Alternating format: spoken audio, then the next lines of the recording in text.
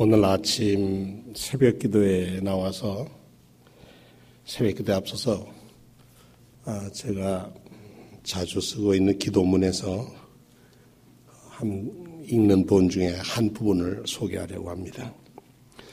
오 가장 선하신 주여, 당신의 지난날 베풀어 주신 사랑을 기억하여 나의 여생 동안 이제까지 당신을 사랑했던 것보다 더욱 신실하게 사랑하는 삶을 살게 하시옵소서.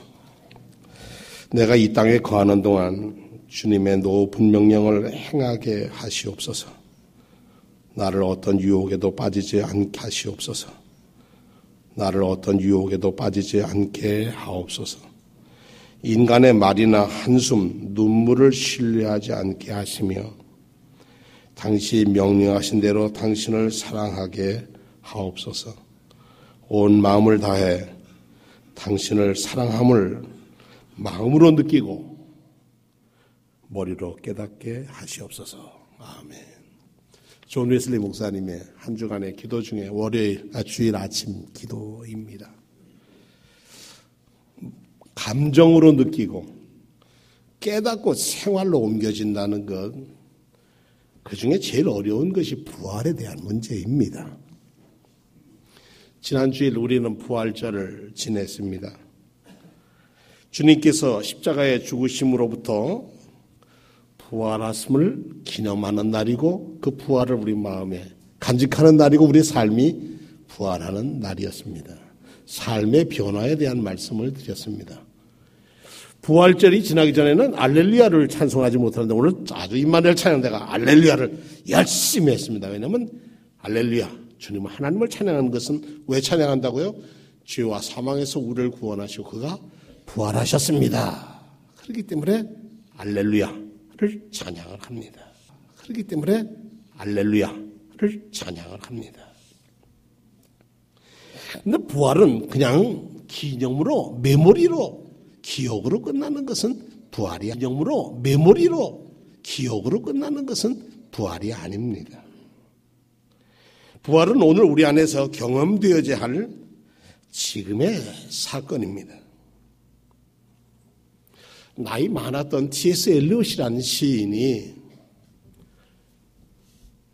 작은 주머니주의에 대한 소감 보고서 이런 작은 시를 썼는데 자기 할아버지가 됐으니까 순주들에게 주머니주의, 우리나라 쥐 그러면 징그럽지만 아마 영국쥐는 재밌는가 보죠. 어쨌든 쥐들이 이런 얘기가 있었단다 하는 쥐들에 대한 얘기를 쓰면서 아주 그 쥐 중에 지치고 나이 많은 늙은 쥐가 밤 하늘을 쳐다보면서 자기의 과거를 회상했던 얘기가 있단다. 그래서 그 시의 이름이 메모리입니다. 안드로 웨이버라고 하는 작곡가가 이 주머니 쥐에 대한 보고서를 읽고 캐치라고 하는 뮤지컬을 만들었습니다. 보신 분들 계시겠지만 그 중에 나이 많은 지친, 인생에 다 지친 여인인 사람이 나와서 메모리라고 하는 노래를 부르는데 아마 캐치라고 하는 뮤지컬에서 제일 멋진 노래 중에 하나로 메모리, 나를 기억할 수 있는 게 뭘까? 아침이 와도 장미는 시들고 해바라기가 해를 향하지 못하고 자기 지친 모습 속에서 자기는 어디로 향하여야 하는가? 아마 T.S. 엘리엇 자신의 모습이었는지도 모릅니다. 그런데 예수를 주님으로 믿는 사람들의 삶은 그렇지 않았습니다. 상황에 따르지 아침이 오던 그 시간이 밤이든 대낮 정오 뜨거운 햇볕 아래서라도 부활에 대한 감격을 잃지 않고 살았습니다. 이 부활은 전적으로 예수를 믿는 그리스도인의 인간적인 변화를 요구하기 때문에 그러합니다. 예수님의 부활은 어디에서 부활인가? 어쩌면 소망을 잃고 가는 짐승같이 살아가야 하는 베들레헴 마구간에서의 부활이기도 하고 40년 동안 눈 멀고 살아서 얻어먹지 않으면 살지 못하는 눈먼 소경이 그를 만남으로 있어서 실로마에서 눈을 씻고 눈을 뜨는 그런 부활이기도 하고, 천박한 여자로 버림받아서 남편 이 남편 저 남편 살았는데도 팔자 고친다고 고쳤는데도 인생의 발전은 계속 보여가는 수가성의 여인에게 영원히 목마르지 않는 생수가 무엇인지를, 하나님을 만남이 뭔지를 가르쳐주기도 하셨고, 그를 만나는 사람마다 모든 삶에서 부활하게 하셨습니다. 그러니까 하나님의 아들 예수를 만나는 사람마다, 만나주신 사람마다, 사케오 같은 사람은 자기의 것을 다 열어서 진정 삶의 가장 소중한 것이 무엇인지를 고백하게 하셨습니다. 그래서 신앙이라고 하는 것은 고백입니다. 어떤 고백이냐면 나는 믿습니다라고 하는 고백입니다. 무엇을 믿느냐고 하는 것이죠. 이제는 그 다음부터는 하나님의 아버지이심과 그가 전능자이심을 믿습니다 하는 것은 우리가 사도신경에 써 있습니다. 우리 선조들의, 믿음의 선조들의 공통된 신앙 고백이었습니다. 부활은 일어남입니다. 일어난다는 것입니다. 신약 성경에 대표적으로 부활을 말할 때 나타나시스라는 말을 씁니다. 또는 에이게로라고 하는 히라보를 쓰기도 합니다. 이거는 앉았다가 안지뱅이처럼 살았는데 일어났다. 손을 잡아 일으켰다. 무엇으로? 나사렛 예수 이름으로. 부활의 증인되게 하셔서 이 성전에 옛날에 숨어있던 우리를 떳떳하게 성전에 기도하러 들어가는 우리를 되게 하신 그 나사렛 예수, 나를 나되게 하신, 비겁자고 3번이나 부인했던 나를 증인되게로 바꾼 그 나사렛 예수 이름으로 내가 명한다. 그랬더니 안전 인생이 벌떡 일어나는 인생으로 바꿨습니다. 또 병사가 있으라는 야이로의 딸이 병들었는데 고쳐달라고 간구하니까 가는 도중에 사람들이 왔습니다. 오지 마세요. 아이가 떠났어요. 먼저 갔어요. 그래서 주님은 가서 그 아이를, 그 여자의 손을 잡고 일으키셨다. 이게 부활시켰다는. 예수께서 아이의 손을 잡아 일으키자 에르게소, 아이가 일어났다. 또는 마가복음 4장 27절에 보니까 하루 자고 일어나는 동안에 세상이 바뀌었다. 수가 없어. 너희는 이제 끝이야. 뒤돌아봐. 바로 군대가 오지. 600승의 기병대를 데리고 앞에 봐. 시퍼런 홍해물이 너희를 가로막고 있지. 너는 꼼짝없이 여기서 죽었어. 이런 절망의 소리로 우리에게 너는 할 수 없어. 너는 끝이야. 라고 하는, 너희 하나님은 없어. 이렇게 얘기하는 그들에 대해서 하나님은 모세를 재촉합니다. 너 뭐하고 있어? 내 백성을 이끌고 앞으로 나아가게 하라. 어디로 가라는 얘기예요? 물로 가게 하라는 거예요. 물에 빠지면 죽는데요? 아니에요. 가라 하니까 모세는 앞으로 전진했어요. 그리고 네가 할 일은 내 지팡이를 over the sea, 저 바다 건너까지 이렇게 가리키라고 그랬어요. 바다 건너. 바다를 이렇게 가리킨 게 아니라 영어 성경에는 over the sea, 저 건너편까지, 저 건너편 땅까지를 가르쳐라. 그랬더니 마른 땅같이 갈라졌더라. 불가능을 가능케 하시고 연약함을 고쳐주시는 하나님의 능력이 어디에서 오느냐고요? 믿는 이들에서 나타납니다. 믿음은 능력입니다. 그래서 독일어에서나 영어에서나 이 부활이라는 말은 봉기한다, 혁명을 한다는 말과도 같이 쓰일 정도였습니다. 혁명이라고 한다면 우리나라는 군사혁명에 대한 아픈 추억이 있어서 혁명은 사람을 죽이는 걸로 알고 있습니다. 어느 날 제 스승께서, 안 목사, 내가 글을 하나 써주지. 그러고서 써주신 게 지금 제 방에 있는 줄탁동시라고 하는 글입니다. 줄탁동시라고 하는 말은 뭐냐 하면, 여기 달걀이 있는데 달걀, 이것은 엄마하고 아빠하고 사는 유정란을 얘기하는 겁니다. 유정란을 봄쯤 되면 애미닭이 안 뺏기려고 애써. 그래서 모아서 자기 품에 열댓 끌어안으면, 자기 품에 안을 수 있을 만큼 끌어안으면 제일 뜨거운 데가 어디냐 했더니 닭의 심장이 제일 뜨겁답니다. 그래서 제일 찬 놈은 심장 쪽에 놓고 너무 뜨거워지면 안 되니까 발로 돌려서 골고루 돌려서 며칠이 되면 2000년 지나고 3000년 지나도 똑같이 세일에만 지나면 그 날짜는 안 바뀌거든요. 21일째가 되면 애미닭은 닭의 이 안에 있는 닭의 껍질 안에 있는 소리를, 병아리 소리를 듣는단다. 그리고 얘가 나와야 할 때를 알면 탁 쫀다는 거예요. 줄을 탁. 그러면 밖에 안쪽에 있는 병아리는 나갈 거예요. 쫙 힘을 준다는 거예요. 엄마의 힘과 나오겠다는 본인의 힘이 딱 맞으시면 쫙 갈라지면서 거기는 노란 계란이 있는 게 아니라 삐약 하는 새 생명이 나온단다. 하나님의 축복과 하나님의 은총과 사모하는 마음이 있어야 되는데 이것은 어디서부터 오는 거냐? 하나님의 사랑이 먼저야. 애미닭이 품지 않으면 그 달걀이 아무리 씨가 좋아도 깨어나지 못해.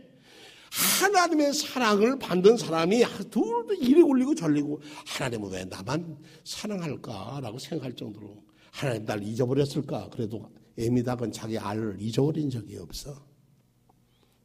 그때가 되면, 그때 카이로스, 그때가 되면 뭘로 바뀌느냐?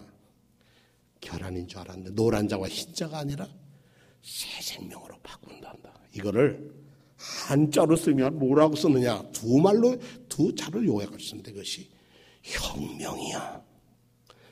혁명이란 말은 사람을 살리는 것이지 죽이는 게 아니야. 사람을 죽여서 자기 체제를 유지하겠다는 것은 가짜 혁명들이야. 진정한 혁명은 생명을 살리는 거다. 그러므로 예수는 혁명, 예수 생명, 예수 혁명이야. 며칠 전에 아테네에서 메일을 하나 받았습니다. 예전에 만났던 분들인데 우리 성도님 중에 아는 분도 계시는데 이분이 이렇게 편지가 왔습니다. 목사님, 그리스도의 부활을 축하합니다. 그리고서 아마 그리스어가 자기가 치기가 어려웠던가 봐요. 크리스토스 아네스테, 알리소스 아네스테 이렇게 써서 보냈습니다. 크리스토스 아네스테는 그리스도께서 부활하셨습니다 라는 뜻이고, 그렇게 얘기하면 예, 그리스도께서 부활하셨습니다. 크리스토스 아네스테. 그러면은 듣는 사람들은 뭐라고 인사하냐면 알리소스 아네스테. 정말로 부활하셨습니다. 과연 부활하셨습니다. 이건 초대교회에서부터 지금까지 내려오는 부활절 인사입니다. 지금도 그리스나 동방교회에서는 지금도 그렇게 인사를 한다고 합니다. 그래요. 인사라고 하는 것, 생명 부활이라고 하는 것은 죽은 사람을 심폐소생술에서 리스큐션, 소생시키는 거하고 다릅니다.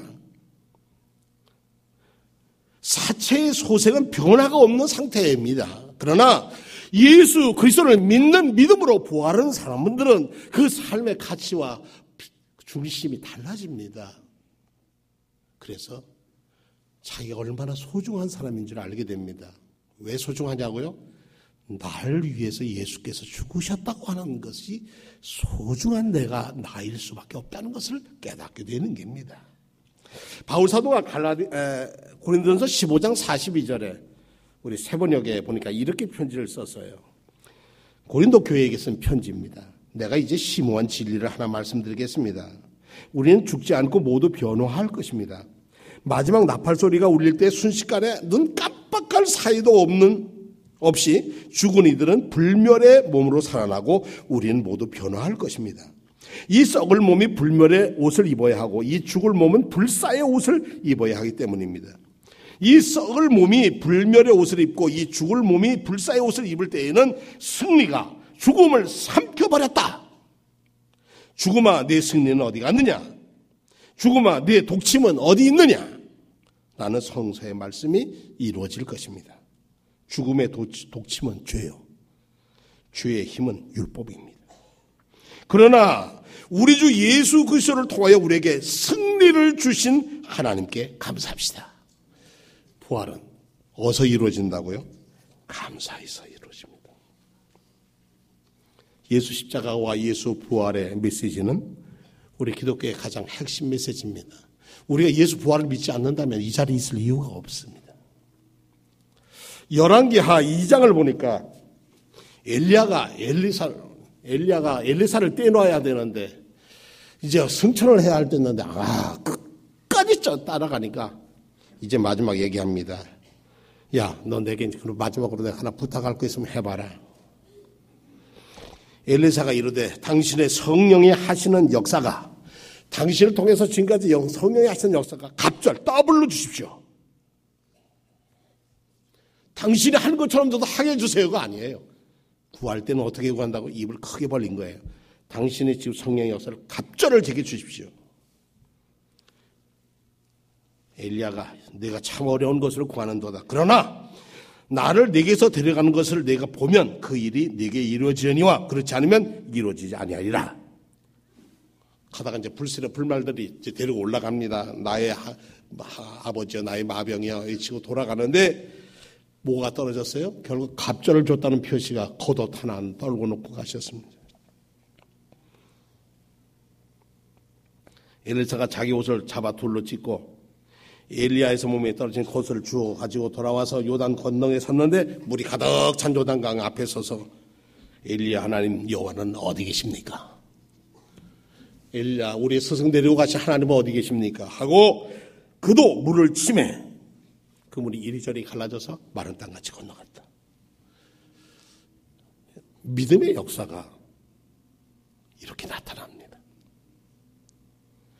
돌아갔더니 제자들이 모두 몰려와서 어떻게 하면 좋겠어요. 우리 하나님이 회리만은 타고 올라가다 그래놨으니까 어디 가서 떨어졌으면 우리 스승님 시체를 찾아가 장례를 치러야 할 텐데 보내지 마라. 찾지 마라. 무리가 울면서 그래도 시체를 찾아봐야 한다니까. 그럼 가봐라. 50명을 보냈는데 사흘을 찾았는데 못 찾았어요. 엘리사가 여리고에 머무는 동안 그들이 돌아왔는데 엘리사가 말합니다. 내가 뭐 가지 말라고 그러지 않았냐. 너희는 올라가서 사흘 게 어디 가서 너희 스승 엘리야가 떨어졌다고 생각하지만 나는 그렇게 믿지 않아. 나의 믿음은 뭐예요? 승천해서 하나님 편을 가십니다. 똑같이 제자였지만 어떤 믿음을 가지고 스승을 대하였느냐에 따라 결과가 다릅니다. 오늘 아침에 이 설교를 다시 읽으면서 그런 생각을 했습니다. 바울 사도 그는 예수님을 살아서 제자로 예수님을 따라다녀 본 적이 없습니다. 옆에서 남의 얘기하는 것을 들은 적은 있겠죠. 그의 관심은 어디에 있습니까? 율법에 매였던 자의를 복음이 무엇인지를 하나님의 구원의 놀라운 소식이 무엇인지를 알게 하신 그 예수 그분이 그리스도라고 하는 것이 평생 바울 사도를 붙들고 있는 능력이었습니다. 그리스도 예수. 그리스도이신 예수. 구원해 주신 구세주가 되신 예수. 그래서 내가 이것 위해서는 모든 걸 다 버릴 수 있다고 얘기합니다. 근데 그가 어디서 만납니까? 그가 만나는 바울이 만난 예수는 부활하셨고 승천하셨고 그리고 하나님 보좌의 우편에 계신 주님을 만난 겁니다. 사람들이 여러 가지로 만납니다. 2000년 전에 예수님의 제자로 예수님의 베세다 광야에서 떡을 먹은 사람으로 만난 예수님을 만난 분도 있고 2000년이 훨씬 지난 후에 수원 종로교회에서 살아계신 하나님의 말씀을 통하여 부활하신 주님을 만나는 분도 계실 줄로 믿습니다. 이제는 우리의 믿음의 문제입니다. 믿음의 눈을 어떻게 뜨느냐가 문제입니다.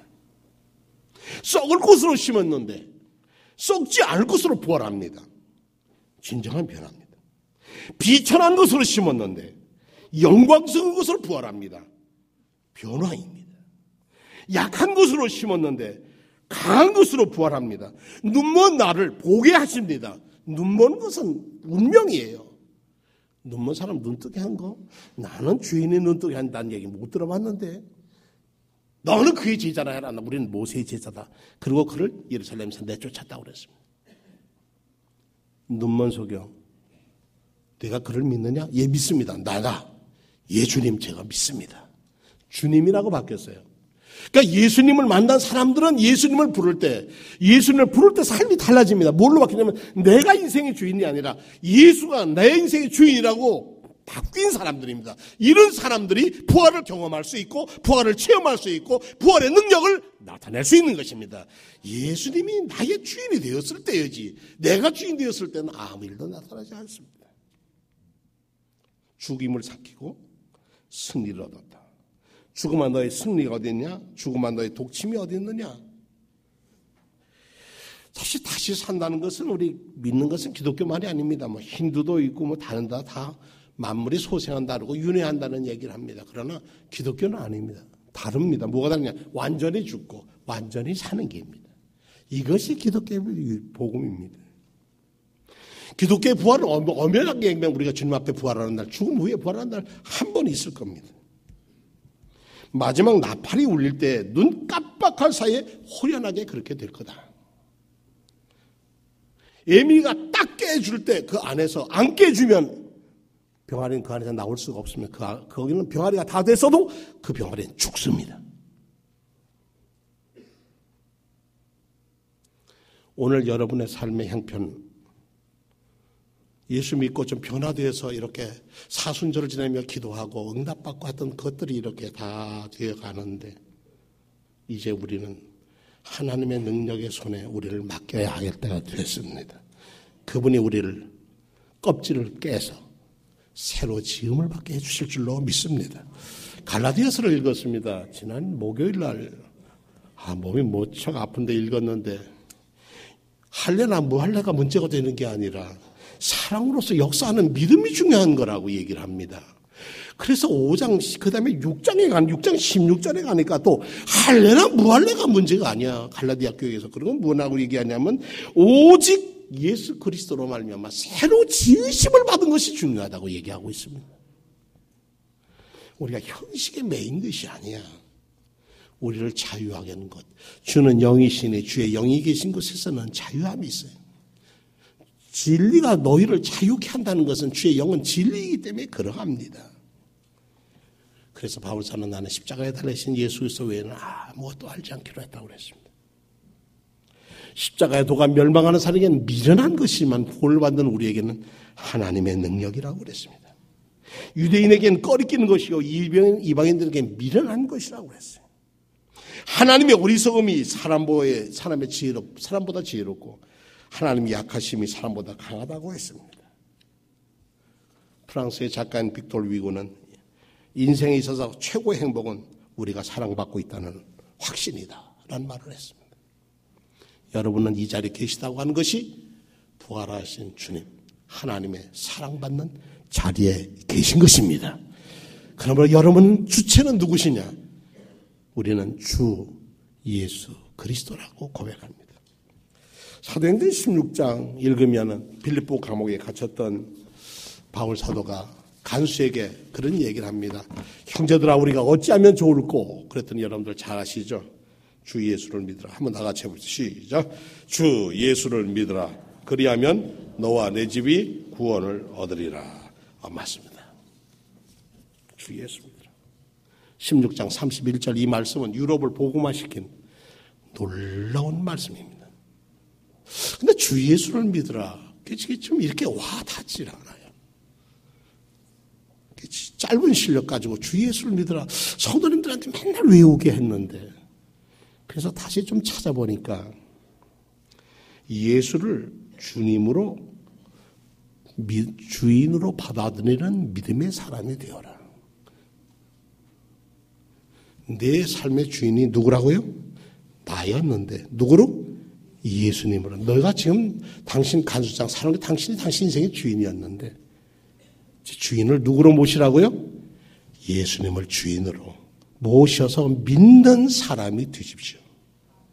그리하면 will be saved. 구원을 받을 겁니다. 그리고 당신 가족 역시 구원받을 겁니다. 주인이 바뀌면. 우리는 주 예수 그리스도라고 고백합니다. 주인이라고 맨 앞에 내놓고 있으면서도 우리의 삶은 주님은 맨 끝에 가 계십니다. 주님을 모십시다. 부활하신 주님께서 여러분의 삶을 껍질을 깨셔서 새로운 가치와 새로운 눈으로 주님을 찬양하면서 알렐루야 하면서 우리의 갈 길 험해도 나 주님만 따라가리. 내 앞길 멀고 험해도 나 주님만 따라가리. 주님을 따라가는 저와 여러분 되시기를 축원합니다. 다 같이 신앙을 고백하겠습니다. 나는 전능하신 아버지 하나님 천지의 창조주를 믿습니다. 나는 그의 유일하신 아들 우리 주 예수 그리스도를 믿습니다. 그는 성령